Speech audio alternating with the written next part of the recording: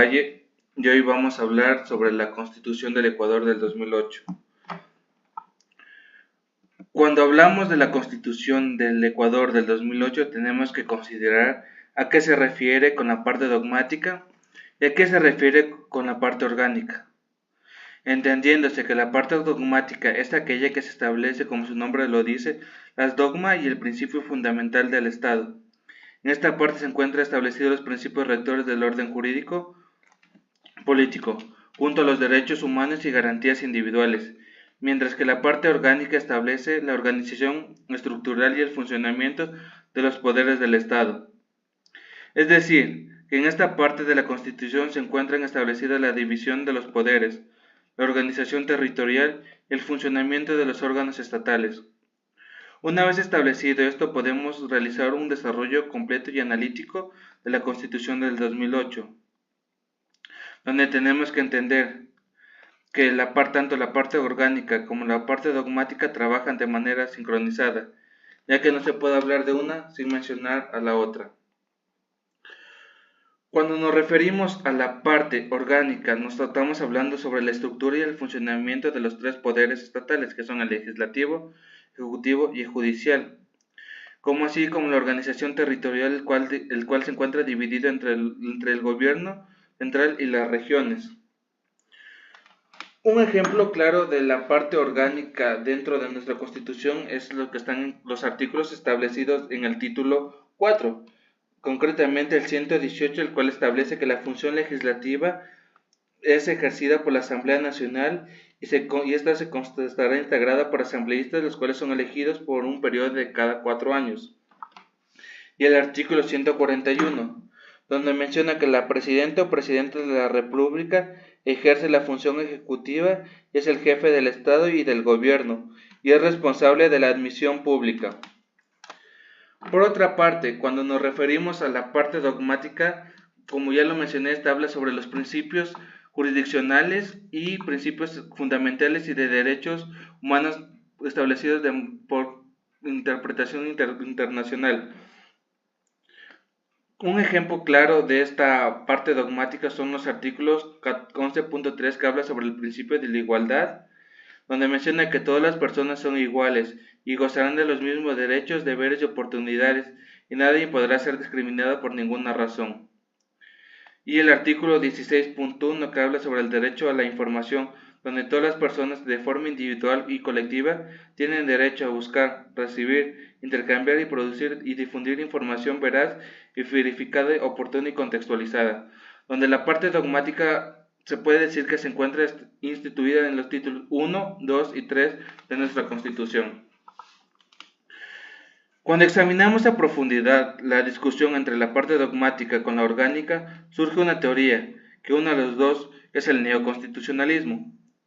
la cual presenta un fenómeno único que permite unir la parte ideológica con la parte orgánica en un solo texto, ya que en sí el neoconstitucionalismo lo podemos entender como un proyecto el cual se establece como un solo documento en el campo social como en el campo jurídico, centrándose de esta forma en una concepción que promulga la garantía y principios de los derechos humanos junto al Estado del Derecho, entendiéndose que el Estado de Derecho es aquel principio que es fundamental y sirve para gobernar, donde todas las instituciones, entidades, se encuentran sometidos bajo leyes que se aplican de manera justa, equitativa y transparente, donde el neoconstitucionalismo influye en los roles activos de los jueces y abogados con respecto a la impartición de la justicia social. Cuando nos referimos a la Constitución del Ecuador del 2008 tenemos que considerar que está bien acompañada con varios enfoques y una percepción garantista, donde el paradigma ideológico con respecto a los puntos conceptuales y empíricos no se encontraba bien definidos, comprendiendo que en sí el neoconstitucionalismo tiene una mezcla de diferentes tipos de ideologías dentro de la región, lo que ésta se la puede entender como una corriente cuyo origen se encuentra marcado por otro tipo de teorías y corrientes, donde a pesar de los arquetipos constitucionales dentro de la región, todos estos comparten un punto en común. No se puede considerar a la Constitución del Ecuador como una constitución revolucionaria en comparación con la Constitución de Colombia, Venezuela, Bolivia, donde el punto que comparten todas es la dimensión universal, la cual adopta un modelo de un Estado fuerte y activo, en el que se establece candados jurisdiccionales al crearse que estos que son estados constitucionales y presidencialistas. En la Constitución del 2008 vino en respuesta a los problemas políticos, sociales y de inestabilidad que se encontraba sumido el país, donde, donde, donde la solución de estos actores políticos fue crear una constituyente. De ahí que se entienda que esta se constituye como un paradigma en el que se ha desarrollado principalmente una pugna teórica, por lo que podemos decir que el neoconstitucionalismo que actualmente se encuentra en desarrollo, donde un pequeño grupo de juristas los cuales buscan entender estos paradigmas neoconstitucionales, de que este movimiento jurídico se encuentra provisto de una parte positiva, que es el núcleo orgánico de la Constitución, estableciendo nuevas normas y principios, lo que hay varias formas de entender esta parte orgánica, que para mí la más acertada es lo que propone Hart,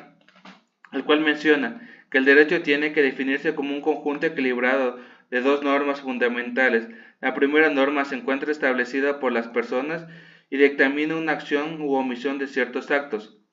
mientras que la segunda norma son las que vienen establecidas para la creación y modificación de las normas antes mencionadas.